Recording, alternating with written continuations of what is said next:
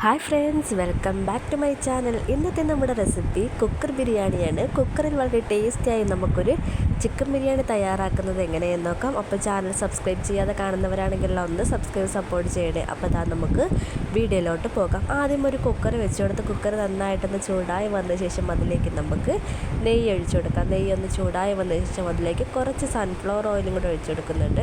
പിന്നെ നമുക്കതിലേക്ക് ഏലക്ക, പട്ട, ഗ്രാമ്പൂ, ബേ ലീഫ് ഇതെല്ലാം കൂടെ ഇട്ട് നന്നായിട്ടൊന്ന് ഇളക്കി ഒന്ന് മൂത്ത് വരുമ്പോൾ അതിലേക്ക് സവാള ചേർത്ത് കൊടുക്കുക. നീളത്തിലൊന്ന് കട്ട് ചെയ്തെടുത്ത സവാളയാണ്, അതും കൂടെ ചേർത്ത് നന്നായിട്ടൊന്ന് ഇളക്കി കൊടുക്കാം.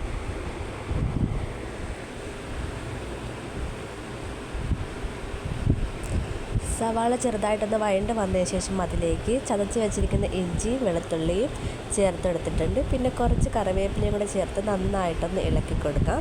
ഇനി ഇതിലേക്ക് നമ്മൾ ചേർത്ത് കൊടുക്കുന്നത് തക്കാളിയാണ്. ഒരു ചെറിയ തക്കാളിയാണ് എടുത്തിരിക്കുന്നത്, അതും കൂടെ ചേർത്ത് നന്നായിട്ടൊന്ന് ഇളക്കി കൊടുക്കാം. ഇനി ഈ തക്കാളിയൊക്കെ നന്നായിട്ടൊന്ന് ഉടഞ്ഞ് വരണം. അതിനുശേഷമാണ് പൊടികൾ ചേർത്ത് കൊടുക്കുന്നത്.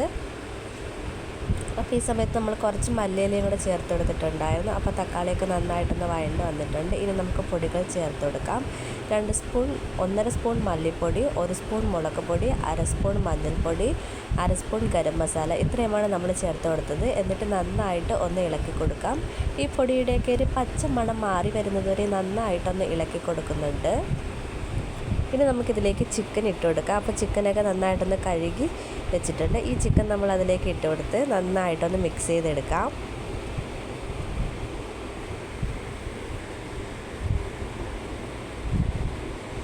അപ്പോൾ നന്നായിട്ട് ഈ അരപ്പെല്ലാം ചിക്കനിൽ നന്നായിട്ടൊന്ന് പിടിച്ച് വരുന്നവരെ നന്നായിട്ടൊന്ന് മിക്സ് ചെയ്തെടുക്കുന്നുണ്ട്.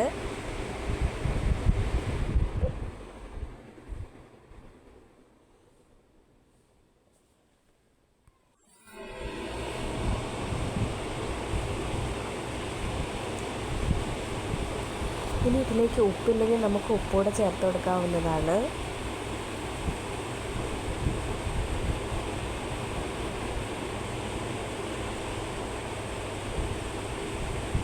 ഇനി ചിക്കൻ വേവാൻ ആവശ്യത്തിനുള്ള വെള്ളം കൂടി നമുക്കിതിലേക്കൊന്ന് ഒഴിച്ചു കൊടുക്കണം. ഒരല്പം വെള്ളം മാത്രമേ നമ്മൾ ഒഴിച്ചു കൊടുക്കുന്നുള്ളൂ. ചിക്കനിൽ നിന്ന് വെള്ളം നന്നായിട്ടൊന്ന് ഇറങ്ങി വരുന്നതാണ്. ഇനി നമുക്ക് ഒരു വിസിൽ അടുപ്പിച്ച് ചിക്കൻ ഒന്ന് വേവിച്ചെടുക്കാം.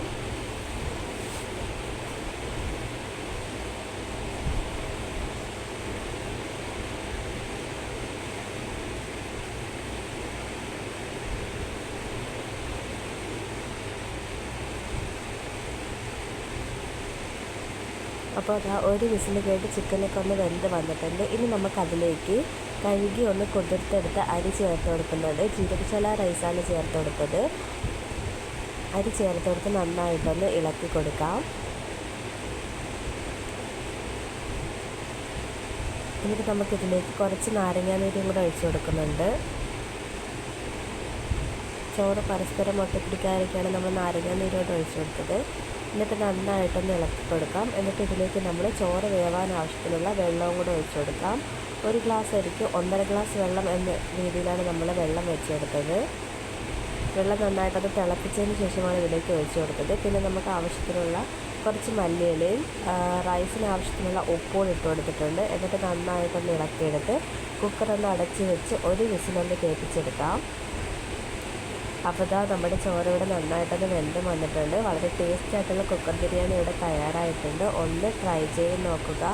അതുപോലെ തന്നെ ഫീഡ്ബാക്ക് അറിയിക്കാനും മറക്കല്ല്. ഇഷ്ടപ്പെട്ടാൽ ലൈക്ക്, ഷെയർ. ഇതുപോലുള്ള വീഡിയോസുമായിട്ട് ഇനിയും കാണുന്നവരെ ബൈ.